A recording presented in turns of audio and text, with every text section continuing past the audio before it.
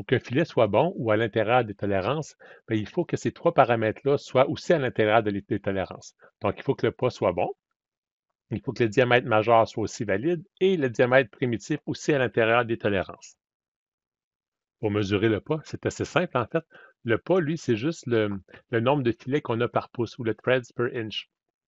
Comme on peut les compter manuellement, on prend un pouce puis on compte combien de filets, ou simplement on peut prendre un peigne à filet.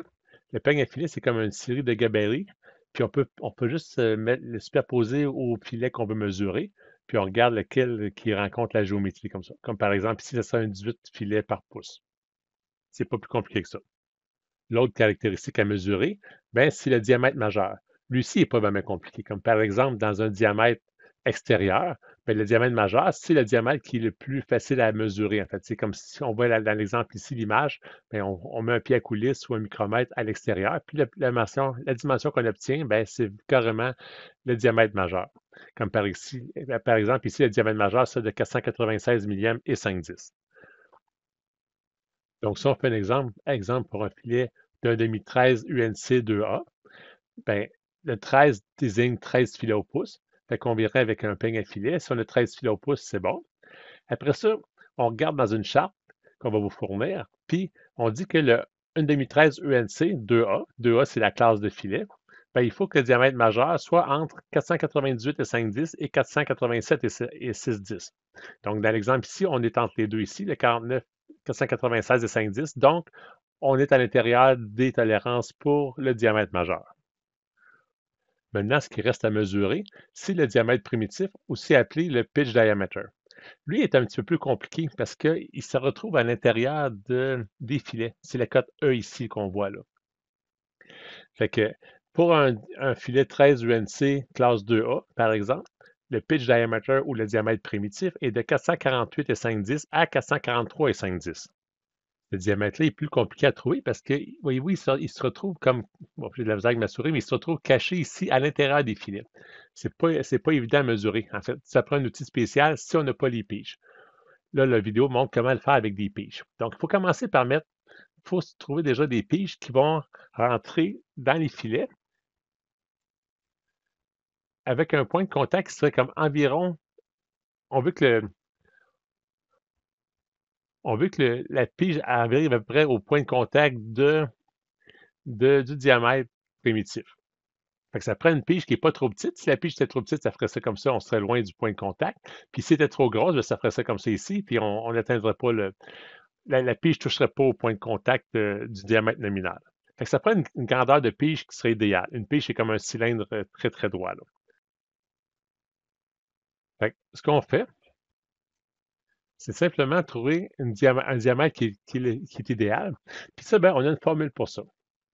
Là, il y a des formules différentes pour chacun des angles de filet, mais nous, l'angle qu'on a ici, le A, ce qu'on va utiliser, c'est un angle de 60 degrés. Pour tous les filets qu'on a UNC ou UNF, ça va être ces angles-là de 60 degrés. Il existe évidemment des chartes qui expliquent tout comment faire avec des angles différents. Fait que là, nous, on a 60 degrés, donc la formule, c'est 0,5735 sur N. N, c'est le pas du filet. Fait que nous, ici, le pas, c'est 13, parce qu'on a 13 filets par pouce. Donc, j'ai mis le petit i ici, c'est le diamètre idéal. Fait que là, on le calcule comme ça. Puis après avoir fait le calcul, ça donne 44 millièmes et 4/10. Mais là, ça ne veut pas dire que dans l'atelier, vous allez avoir une pige qui va avoir 44 millièmes et 4/10. Donc, si, par exemple, vous avez une pige de 45 millièmes, on est assez proche de ça, bien, on peut dire que ça va être la tige qu'on va utiliser, ça va être le G, en fait. Fait que pour le calculer, le E, pour calculer le diamètre primitif qui est ici, ça prend le M, ça c'est la mesure que vous allez prendre. Vous allez mettre une tige, par exemple, de 45 millièmes. Ici, vous allez mettre une tige là, là, puis là de 45 millièmes. Puis avec votre pied à coulisse, vous allez mesurer la distance M ici, le diamètre. Fait que le diamètre primitif, ça va être le M que vous allez mesurer ici, moins 3 fois le diamètre de la pige. Comme par exemple, si ça serait 45, moins 0,8663 sur N, N qui est encore ici le pas. Fait que si on remplace ces chiffres-là là-dedans, comme si par exemple on mesure, là j'ai fait une hypothèse qu'on mesure la tige ici à 513 millièmes, par exemple, la distance hors pige, ben, si on met ça dans la formule, ça donne un diamètre de primitif de 44 millièmes, 444 millièmes et 6/10. Puis ça, ben, si on regarde ici dans la norme, ça se trouve être dans le centre, ben pas dans le centre, mais entre le minimum et le maximum. Fait que vu que cette valeur-là est entre le min et le max, ben, on peut dire que le diamètre primitif est bon. Donc, c'est important de comprendre que pour qu'un filet soit bon, il faut que le pas soit à l'intérieur des tolérances, le diamètre majeur aussi et le diamètre primitif. Par exemple, c'est pas parce que le diamètre majeur est bon que le filet n'a pas été creusé trop creux, par exemple, ou pas assez creux. Donc, le pitch diaméteur sera forcément pas bon si le filet n'a pas été creusé ou n'a pas été usiné de façon assez profonde ou à une profondeur adéquate, en fait. Fait qu'il faut vraiment que ces trois caractéristiques-là soient rencontrées à l'intérieur des tolérances pour que le filet soit jugé acceptable.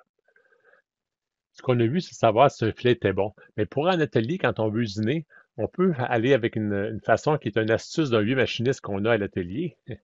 Puis la façon de faire, en fait, c'est de déjà déterminer c'est quoi la valeur qu'on vise du measurement over wire, le M qu'on a trouvé tantôt. Au lieu de le mesurer avec un pied à coulisse, on va le déterminer d'avance. Fait que avec cette formule-là, elle va nous aider à le faire. Fait que qu'est-ce qu'on prend pour déterminer le M comme tel? C'est le diamètre, mais le diamètre, on va prendre le diamètre théorique maximal du diamètre majeur. Fait qu'on prend le diamètre ici, qui est cette valeur-là ici. Dans le cas, c'est 498 et 510. Puis après ça, on fait cette formule-là, le N étant toujours le pas. Dans notre cas, c'est un 1,5-13, donc c'est 13 filets au pouce. Et le G, c'est la grosseur de la pige qu'on a choisie, qui était ici 45 millièmes. Fait que si on fait cette formule-là, ça va donner le M qui va être de 517. On ne le mesure pas, on le calcule.